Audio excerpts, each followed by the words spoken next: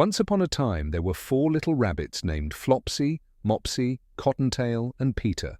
The rabbits lived with their mother in a sandbank beneath the roots of a large fir tree. One morning, Mrs. Rabbit warned her children that they could explore the fields or lane, but they must avoid Mr. McGregor's garden, as their father had an accident there and ended up in a pie made by Mrs. McGregor.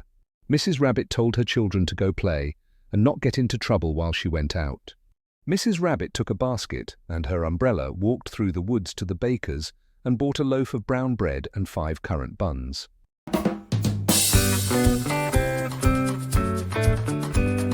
Flopsy, Mopsy, and Cottontail, being good bunnies, went down the lane to gather blackberries. But Peter, being very naughty, ran directly to Mr. McGregor's garden and squeezed under the gate. Peter first ate some lettuces, French beans, and radishes, but feeling sick afterward, he went in search of parsley. Peter encountered Mr. McGregor while sneaking around a cucumber frame. Mr. McGregor, on his hands and knees planting cabbages, jumped up and chased Peter, yelling, "Stop, thief!" while waving a rake. Peter was terrified and ran frantically around the garden, forgetting how to get back to the gate. In the chaos, he lost one shoe in the cabbages and the other among the potatoes. After losing his shoes, Peter ran on all 4s and picked up speed. However, he accidentally ran into a gooseberry net and got stuck by the large brass buttons on his new blue jacket. Feeling hopeless and crying, Peter was overheard by some friendly sparrows, who flew to him and urged him to try to escape.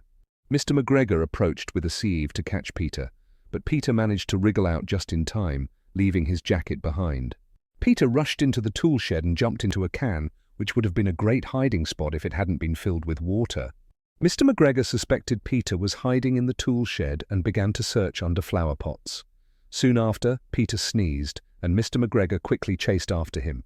He attempted to step on Peter, who leaped through a window, knocking over 3 plants. The window was too narrow for Mr. McGregor, and he was exhausted from chasing Peter. He returned to his tasks. Peter paused to catch his breath. He was panting and shaking with fear, unsure of which direction to take. He was also quite wet from sitting in that tin. Eventually, he started to roam aimlessly, hopping gently, hopping, not in a hurry, and scanning his surroundings. He came across a door in a wall. However, it was shut, and there was no space for a plump little rabbit to crawl beneath. An elderly mouse was scurrying back and forth across the stone doorstep, bringing peas and beans to her family in the forest. Peter inquired about the path to the gate, but she had a big pea in her mouth and couldn't respond. She simply shook her head at him. Peter started to weep. Next, he attempted to navigate directly through the garden, but he grew increasingly confused. Soon, he arrived at a pond where Mr. McGregor filled his watering cans. A white cat was watching some goldfish, sitting completely still, though every so often the end of her tail flicked as if it had a mind of its own. Peter decided it was wise to leave without talking to her. He had heard stories about cats from his cousin, little Benjamin Bunny. He headed back toward the tool shed, but suddenly, very near him, he heard the sound of a hoe, score, rich, scratch, scratch, scritch. Peter darted beneath the bushes. After a while, as nothing occurred, he emerged and climbed onto a wheelbarrow to peek over.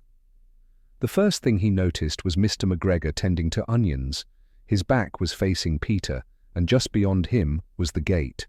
Peter carefully climbed down from the wheelbarrow and began sprinting as quickly as he could, down a narrow path behind some blackcurrant bushes. Mr. McGregor spotted him at the corner, but Peter paid no attention.